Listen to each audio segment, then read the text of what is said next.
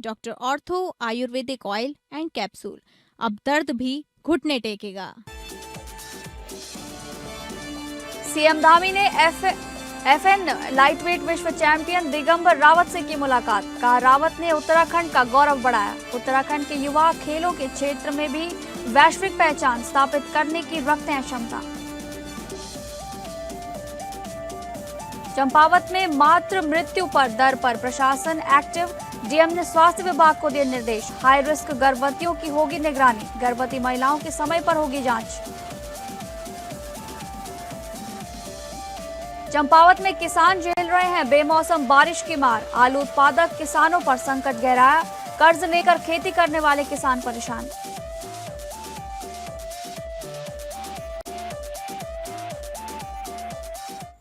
नमस्कार, आप सभी का बहुत बहुत स्वागत है उत्तराखंड न्यूज में। मैं हूं आपके साथ शालिनी राणा। शुरुआत करेंगे उत्तराखंड से जुड़ी खबरों की।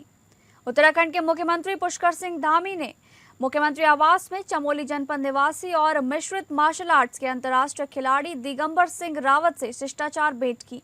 इस अवसर पर मुख्यमंत्री ने दिगंबर सिंह रावत को एमएफएन लाइटवेट विश्व चैंपियन बनने पर बधाई और शुभकामनाएं भी दी। मुख्यमंत्री ने कहा कि रावत ने अपनी प्रतिभा, कठिन परिश्रम और दृढ़ संकल्प के बल पर अंतर्राष्ट्रीय स्तर पर उल्लेखनीय उपलब्धि हासिल कर उत्तराखंड का गौरव बढ़ाया है। उनकी सफलता प्रदेश के युवाओं के लिए प्रेरणा स्रोत है तथा ये सिद्ध करती है कि उत्तराखंड के युवा खेलों के क्षेत्र में भी वैश्विक पहचान स्थापित करने की क्षमता रखते हैं। मुख्यमंत्री ने कहा कि राज्य सरकार खेल प्रतिभाओं को प्रोत्साहित करने और उन्हें बेहतर अवसर उपलब्ध कराने के लिए निरंतर कार्य कर रही है। उन्होंने विश्वास व्यक्त किया कि दिगंबर सिंह रावत भविष्य में भी उत्कृष्ट प्रदर्शन कर देश एवं प्रदेश का नाम रोशन करते रहेंगे। चमोली जनपद के निवासी दिगंबर सिंह रावत वर्तमान में एमएफएन लाइटवेट विश्व चैंपियन हैं।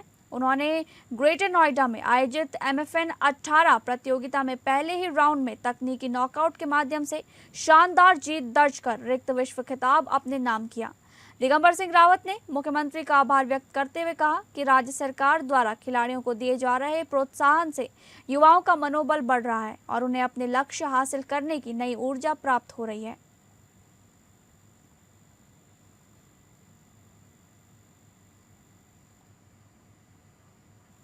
अगली खबर का रुख करेंगे, जहां चंपावत जनपद के नवगठित पाटी नगर पंचायत में पहली बार चुनावी बिगुल बज चुका है और पूरे क्षेत्र में सियासी सरगर्मियां तेज हो गई हैं। विकास, सड़क, स्वास्थ्य और शिक्षा जैसे मुद्दों को लेकर प्रत्याशी जनता के बीच पहुंच रहे हैं। वहीं भारतीय जनता पार्टी भी अपने प्रत्याशी नवीन राम को मैदान में उतारते हुए जीत का दावा ठोक रही है। पहली बार गठित हुई पाटी नगर पंचायत में चुनाव प्रक्रिया शुरू होते ही राजनीतिक माहौल पूरी तरह गर्मा गया है। नगर पंचायत के इतिहास में पहली बार हो रहे इस चुनाव को लेकर क्षेत्र में जबरदस्त उत्साह और उमंग देखने को मिल रही है। अलग अलग राजनीतिक दलों के प्रत्याशी जनता के बीच पहुंचकर विकास के बड़े बड़े वादे कर रहे हैं। चुनावी मैदान में उतरे उम्मीदवार सड़क, शिक्षा, स्वास्थ्य और नगर के समग्र विकास को अपना मुख्य एजेंडा बना रहे हैं। पार्टी क्षेत्र की जनता भी इस ऐतिहासिक चुनाव को लेकर काफी उत्साहित नजर आ रही है और अब सबकी निगाहें इस बात पर टिकी हैं कि कौन सा उम्मीदवार जनता की उम्मीदों पर खरा उतर पाएगा। इसी बीच भारतीय जनता पार्टी ने भी अपने प्रत्याशी नवीन राम को मैदान में उतार दिया है।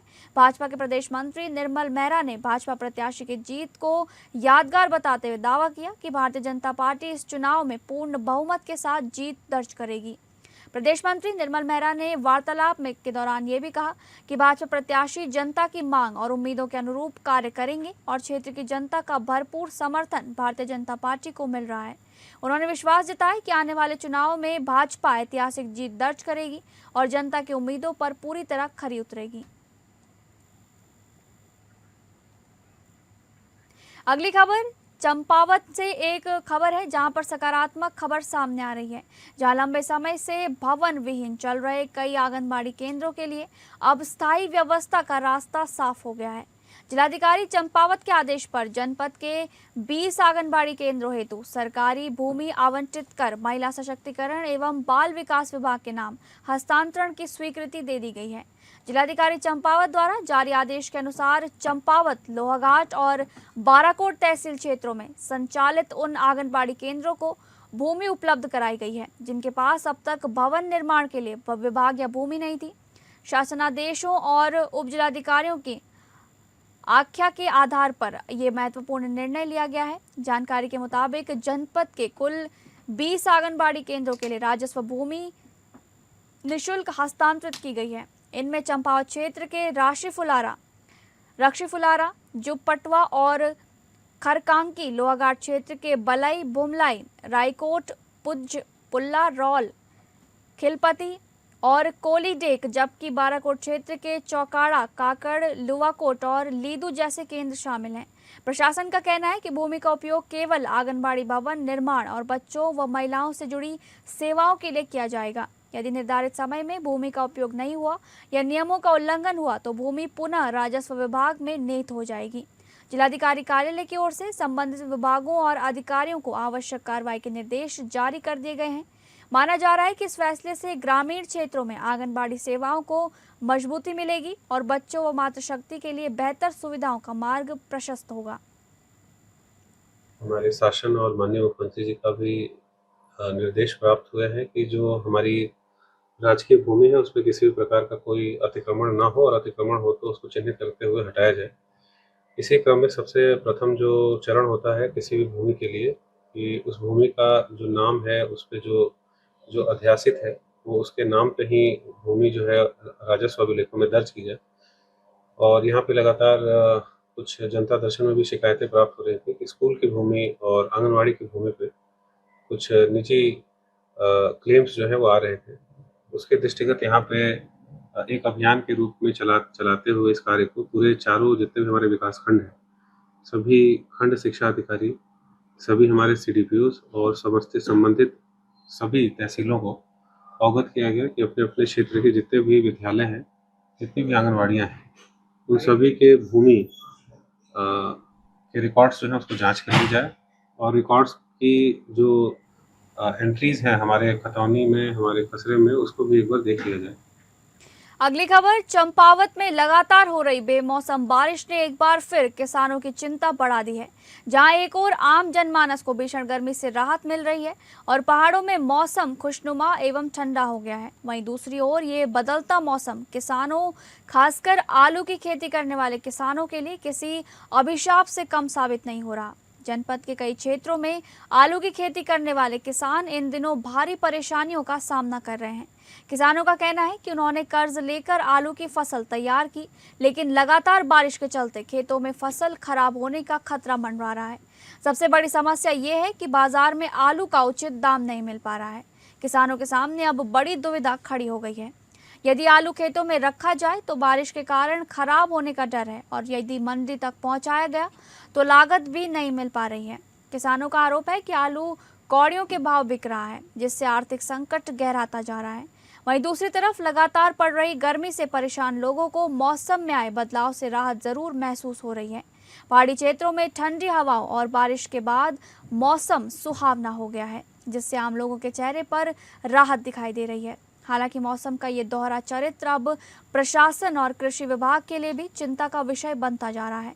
किसानों की मांग है कि सरकार और प्रशासन जल्द उनकी समस्याओं पर ध्यान दे और फसल को उचित मूल्य दिलाने के साथ राहत पैकेज पर भी विचार किया जाए, ताकि कर्ज लेकर खेती करने वाले किसानों को राहत मिल सके। इससे बारिश से तो बहुत नुकसान हो जा रहा है। अचानक बारिश आ जा रही है, किसी टाइम ज्यादा आ जा रही है, किसी टाइम ओलावृष्टि हो जा रही है। इससे पेड़ पौधों, फलों, फसलों को नुकसान हो जा रहा है। बारिश का ऐसा है कि जो इससे कुछ फायदे भी है, कुछ नुकसान भी है। जैसे कि आप जानते हैं आलू की फसल हो रखी है किसानों की, जैसे तैसे कर्जा लेके अपना बीज लिया है। अब बाजार में कुछ इसका भाव नहीं है, किसान वैसे ही परेशान है। सरकार को भी इसके प्रति संज्ञान लेना चाहिए कि किसी की फसल बर्बादी ना हो, किसी का जो कर्जा ले रखा है लोगों ने उसका भरपाई हो जाए। इस मामले में थोड़ा सा मतलब सरकार को भी संज्ञान लेना चाहिए किसानों के प्रति। और नहीं तो ऐसा ही चलता रहा तो किसान खेती करना छोड़ देंगे। कुछ छोड़ चुके हैं, कुछ जानवर के हिसाब से। अगली खबर, मातृ मृत्यु दर को कम करने और मातृ और शिशु स्वास्थ्य सेवाओं को मजबूत बनाने के लिए जिला प्रशासन अब पूरी तरह एक्शन मोड में नजर आ रहा है।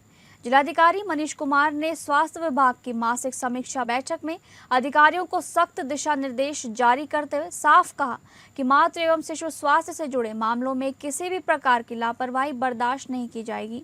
चंपावत में मातृ मृत्यु दर यानी MMR को न्यूनतम स्तर पर लाने के उद्देश्य से जिलाधिकारी मनीष कुमार ने जिला सभागार में स्वास्थ्य विभाग की मासिक समीक्षा बैठक ली।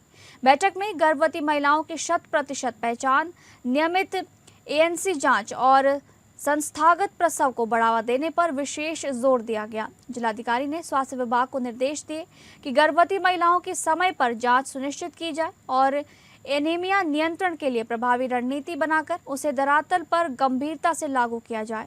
उन्होंने मुख्य चिकित्सा अधिकारी को प्रत्येक मातृत्व मृत्यु के मामलों की गहन जांच कर वास्तविक कारणों का पता लगाने और आवश्यक सुधारात्मक कार्रवाई सुनिश्चित करने के भी निर्देश दिए।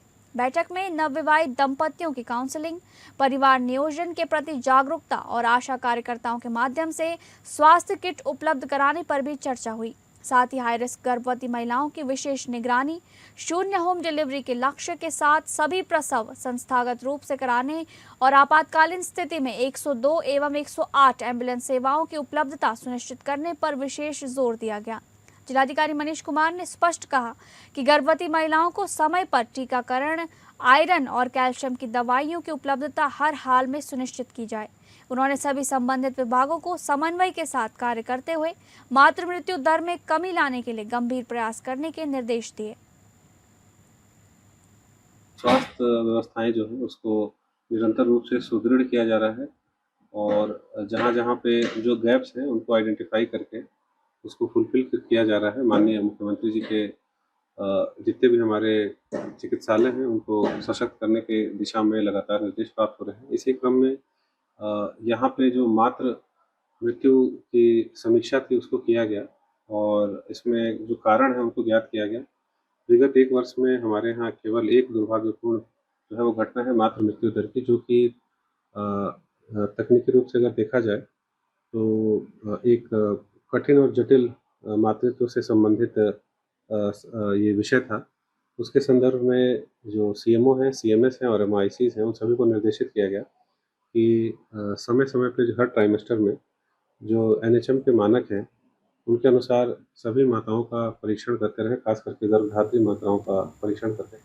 अगली खबर, विश्व पर्यावरण दिवस के अवसर पर जनपद चंपावत में वन विभाग द्वारा आयोजित कार्यक्रम पर्यावरण संरक्षण के प्रति जागरूकता और सामूहिक संकल्प का बड़ा मंच बन गया है। कार्यक्रम में प्रशासनिक अधिकारी, जनप्रतिनिधि एवं स्थानीय लोगों ने पर्यावरण संरक्षण, स्वच्छता और हरियाली बढ़ाने को लेकर एकजुट होकर संदेश दिया कि यदि प्रकृति सुरक्षित रहेगी तभी मानव जीवन भी सुरक्षित रह सकेगा। कार्यक्रम में वन पर्यावरण दर्जा राज्य मंत्री श्याम नारायण पांडे ने लोगों को संबोधित करते हुए कहा कि पर्यावरण संरक्षण केवल एक जिम्मेदारी नहीं बल्कि भविष्य को सुरक्षित करने का सबसे बड़ा माध्यम है। उन्होंने सभी लोगों से अपने जीवन में कम से कम एक पेड़ अवश्य लगाने की अपील करते हुए कहा कि हर व्यक्ति यदि पौधारोपण को अपनी जिम्मेदारी समझे तो आने वाली पीढ़ियों को स्वच्छ और सुरक्षित वातावरण मिल सकेगा।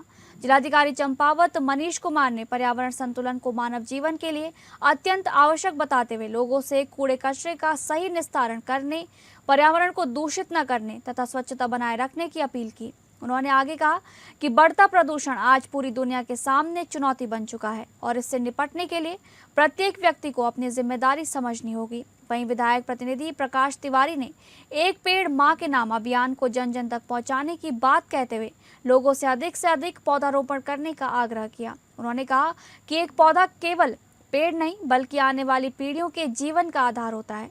उप प्रभागीय वनाधिकारी सुनील कुमार ने बताया कि चंपावत बाईपास निर्माण के दौरान लगभग 1650 पेड़ों की कटान के बदले 10 गुना अधिक पौधे लगाए जाएंगे। इसके लिए पार्टी क्षेत्र में भूमि चयनित की जा चुकी है और अगले एक क्षेत्र में भी भीतर बड़े स्तर पर वृक्षारोपण अभियान चलाया जाएगा ताकि पर्यावरण संतुलन कायम रखा जा सके।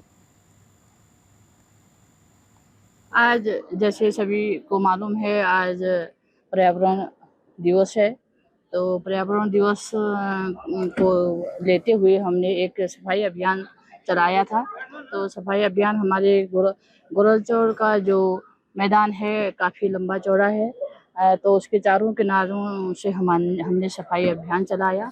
मैं सबसे पहले बधाई देना चाहूँगा और जैसा कि विश्व पर्यावरण दिवस में हम लोगों को हम इस उत्तराखंड में एक हरेला पर्व मनाते हैं और उसी के तहत एक पेड़ माँ के नाम, ये मैं सबसे संदेश देना चाहता हूँ और आग्रह भी करना चाहता हूँ कि इस पर वो काम करें। हर व्यक्ति को हर पर घर में एक पेड़ माँ के नाम वो लगाएं और इस हरेला पर्व में, और तब इस पर्यावरण को संरक्षित कर सकते हैं। जैसा कि आप विदित हैं कि विश्व पर्यावरण दिवस के से प्रारंभ कर हमारा वृक्षारोपण काल प्रारंभ करते हैं और जब जुलाई में वर्षा अधिक होती है तो उस समय वृहद स्तर पर किया जाता है।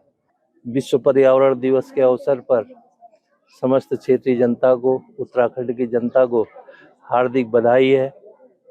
जिस प्रकार से इस वर्ष की थीम है inspired by nature for our future for our climate, तो इस विषय पर गहनता से विचार करते हुए किस प्रकार से हम अपनी ओर से वनों का संरक्षण करें ताकि हमारा भविष्य, आने वाली पीढ़ी का भविष्य सुरक्षित हो। खबरों के सिलसिले में आगे बढ़ेंगे। बद्रीनाथ राष्ट्रीय राजमार्ग पर शुक्रवार तड़के सुबह जोशीमठ के पास पैनी गांव पर एक दर्दनाक सड़क हादसा हो गया। गाजियाबाद से बद्रीनाथ धाम आ रहा एक टेम्पो ट्रैवलर अचानक अनियंत्रित होकर सड़क पर पलट गया।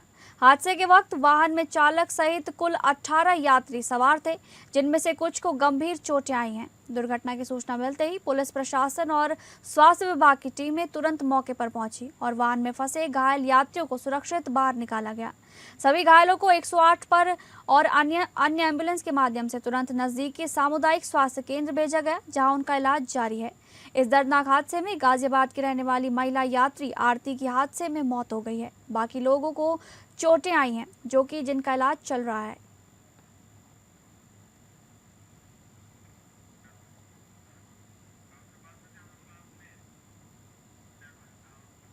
अगली खबर, रुड़की उत्तराखंड 2024 पीसीएस परीक्षा पास कर रुड़की के ब्रह्मपुर गांव निवासी रीना कुमारी ने राज्य कर अधिकारी बनकर परिवार के नाम के साथ साथ अपने गांव और उत्तराखंड का नाम रोशन किया है।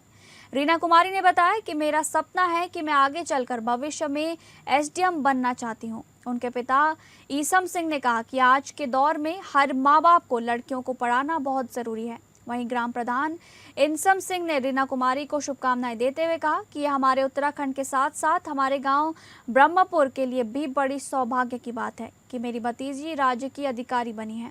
खुशी के इस मौके पर रीना कुमारी का गांव वासियों ने ढोल नगाड़ों के साथ स्वागत किया और पूरे गांव में खुशी का माहौल रहा। ग्राम पंचायत ब्रह्मपुर शंकरपुरी में हमारी भतीजी रीना कुमारी जो परीक्षा उत्तीर्ण हुई है हमारे यहाँ से ब्रह्मपुर पंचायत से, जो बहुत बड़ा नाम करा मेरी पंचायत का बेटी ने, और इस समय यही धन्यवाद देना चाहता हूँ क्योंकि आप भी तैयारी करते रहो, पीछे कदम न उठाइए, रोकना बिल्कुल भी, और मुझे उम्मीद है जो बहुत ऊंचे पद पर जाएगी। मुझे ये मैंने उत्तराखंड पीसीएस 2024 की परीक्षा पास की है जिसमें मुझे राज्य कर अधिकारी का पद प्राप्त हुआ है और मैं फ्यूचर में इसको और ज़्यादा अपग्रेड करके मेहनत करके एसडीएम की पोस्ट प्राप्त करनी चाहती हूँ। यहाँ तक पहुँचने में अहम रोल किसका मानते हैं, किसका वक्त करते हैं? यहाँ तक पहुँचने में इसमें मेरा पूरा परिवार, मेरे पूरे गाँव का सपोर्ट रहा है और मेरी निरंतर मेहनत भी इसका। अगली खबर, मुख्यमंत्री पुष्कर सिंह धामी ने गुरुवार को ऋषिकेश स्थित चारधाम यात्रा ट्रांजिट कैंप का औचक निरीक्षण किया। उन्होंने यात्रियों के पंजीकरण, स्वास्थ्य जांच, ठहरने की व्यवस्था और अन्य सुविधाओं का जायजा लिया। कई राज्यों से आए श्रद्धालुओं से बातचीत कर फीडबैक भी उन्होंने लिया। सीएम ने निर्देश दिए कि श्रद्धालुओं को रजिस्ट्रेशन के लिए इंतजार न करना पड़े। स्वास्थ्य केंद्रों में यात्रियों की जांच पर विशेष ध्यान देने को भी कहा गया। गर्मी को देखते हुए कैंप में अतिरिक्त कूलर, पेयजल और जरूरी सुविधाएं बढ़ाने के निर्देश भी दिए गए हैं। अधिकारियों से बेहतर भीड़ प्रबंधन सुनिश्चित करने को कहा गया और इसी पर मुख्यमंत्री बोले कि श्रद्धालुओं की सुरक्षा और सुविधा सर्वोच्च प्राथमिकता है। कर्मचारियों से संवाद में सीएम ने अतिथि देवो भव की भावना से सेवा करने और यात्रियों की समस्याओं का तुरंत समाधान करने को कहा।